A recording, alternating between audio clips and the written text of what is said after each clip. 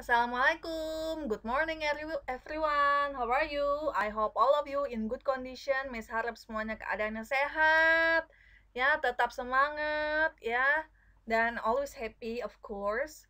Untuk hari ini kita akan mempelajari tema 8, subtema 1, pembelajaran ke-6.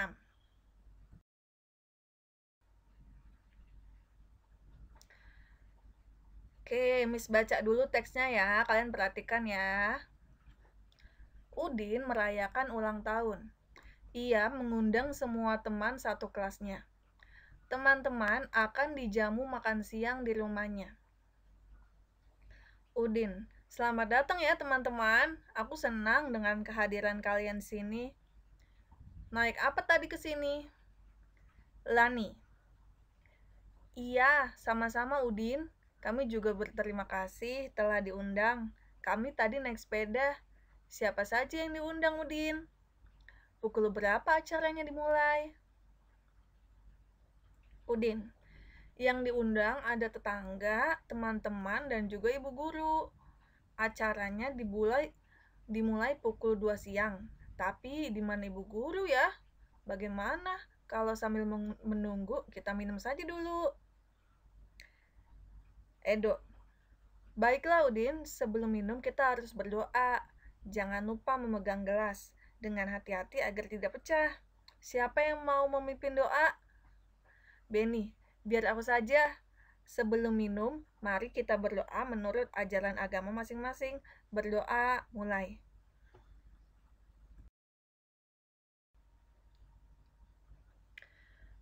Bacalah kalimatannya berikut dengan nyaring. 1. Perhatikan nih ya. Naik apa tadi ke sini? Nah, kalau kalimatannya itu pasti nadanya berbeda ya, cara bacanya pun berbeda ya, dengan kalimat yang ada titiknya ataupun tanda seru ya. Kalau tanda tanya jadi seperti bertanya. Nah, ya, nomor 2. Siapa saja yang diundang Udin? Nomor 3. Pukul berapa acaranya dimulai? 4. Di mana ibu guru ya? 5. Bagaimana kalau sambil menunggu kita minum saja dulu?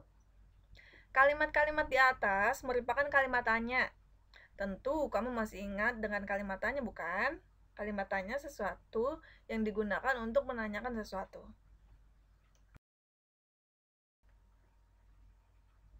Oke, di sini ada gambar kue.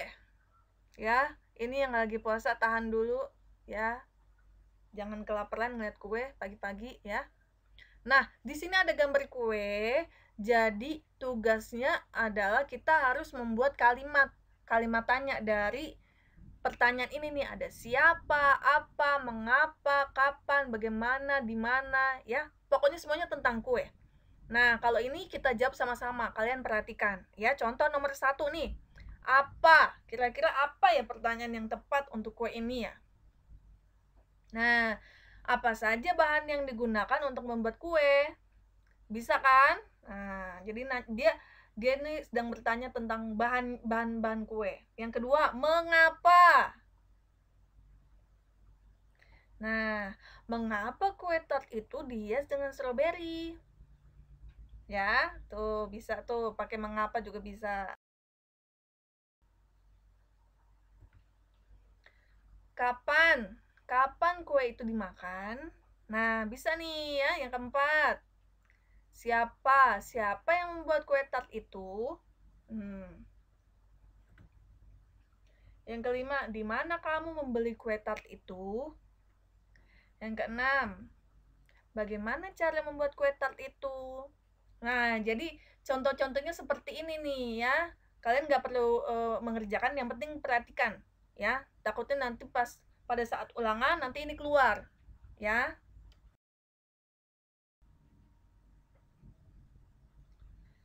Udin dan teman-teman berdoa bersama sebelum minum.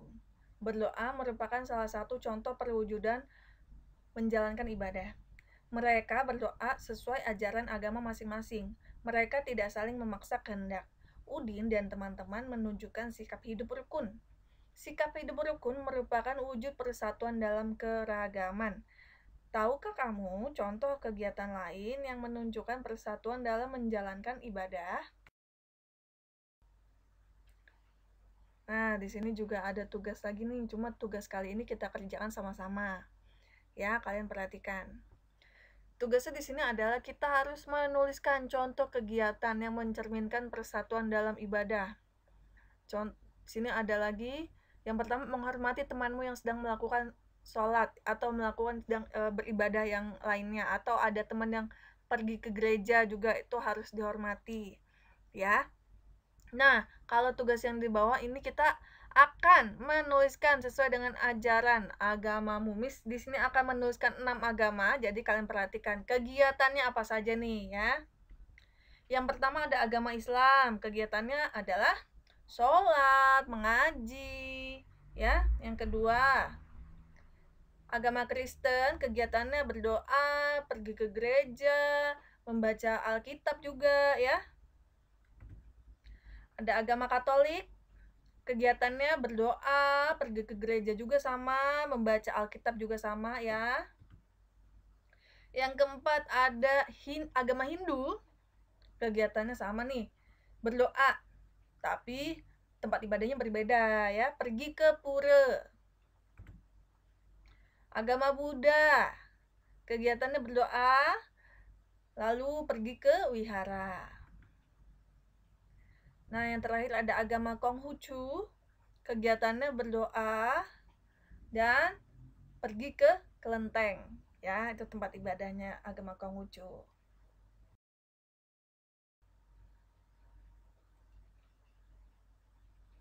Dayu, hati-hati meniup lilinnya ya Udin, mata akan terasa perih jika kena asapnya. Siti, hati-hati juga memotong kuenya, jangan sampai ke tanganmu terluka.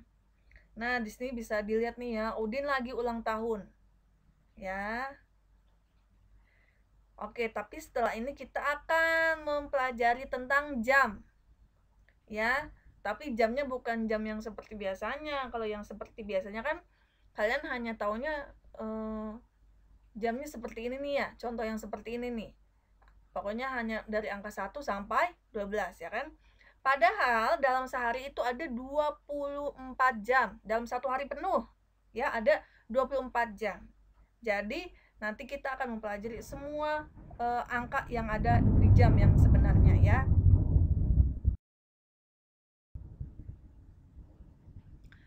Jadi dalam sehari jam berputar penuh sebanyak 2 kali.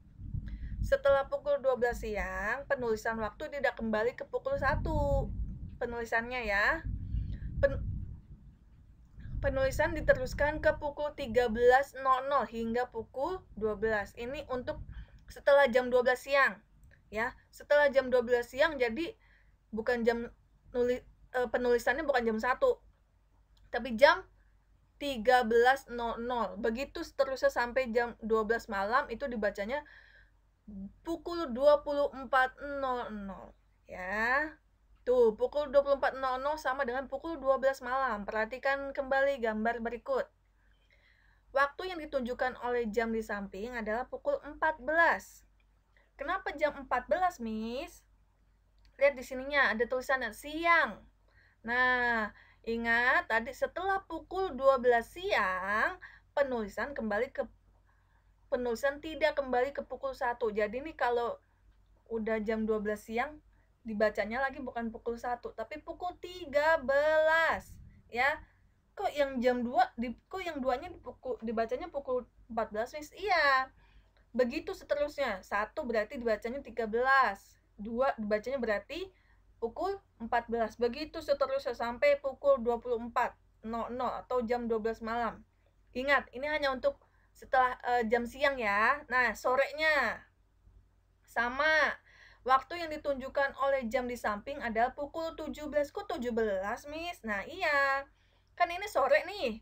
Ya, ingat tadi, setelah pukul 12 siang, penulisan waktu tidak kembali ke pukul 1, tapi ke pukul berapa?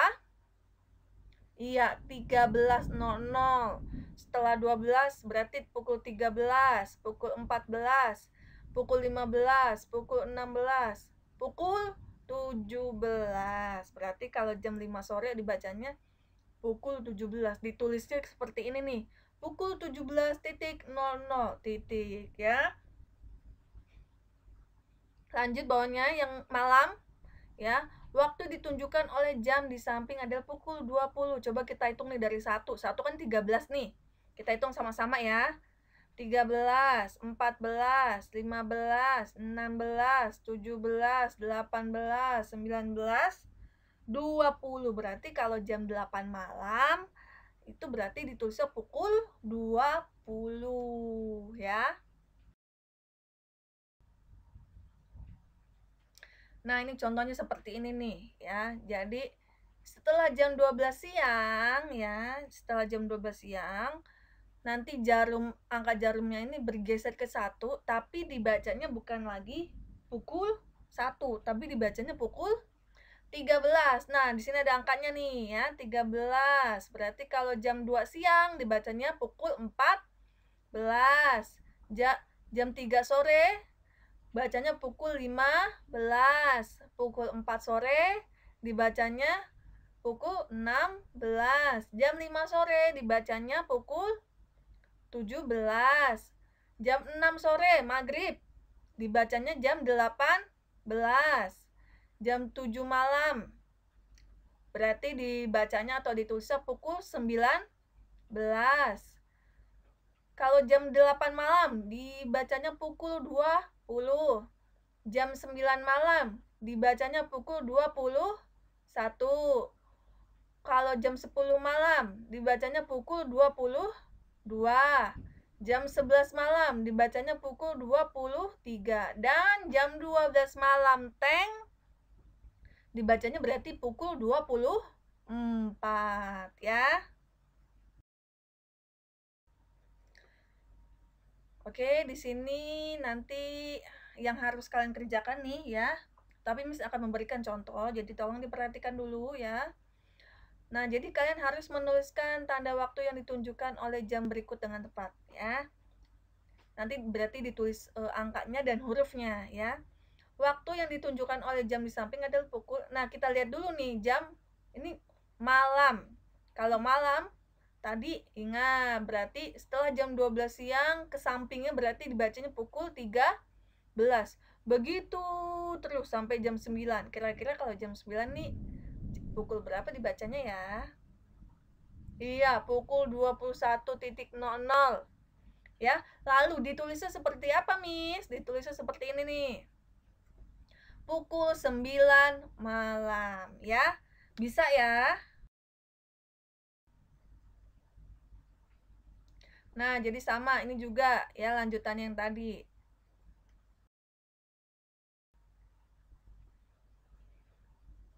Oke, jadi tugasnya adalah mengerjakan soal tentang jam yang tadi ya, 1 sampai 5. Halaman 51 dan 52 ya. Nanti digambar juga jamnya ya, yang rapi ya. Oke, cukup sekian penjelasan dari Miss. Terima kasih banyak sudah dilihat videonya ya. Jangan lupa langsung dikerjakan tugasnya supaya nggak lupa ya. Kalau ada yang merasa kurang sehat, kita doakan sama-sama semoga diangkat penyakitnya dan disembuhkan ya. Tetap semangat ya yang berpuasa ya, yang menjalankan ibadah puasa tetap semangat ya. Jangan lemes-lemes ya. Oke, see you, bye bye. Thank you.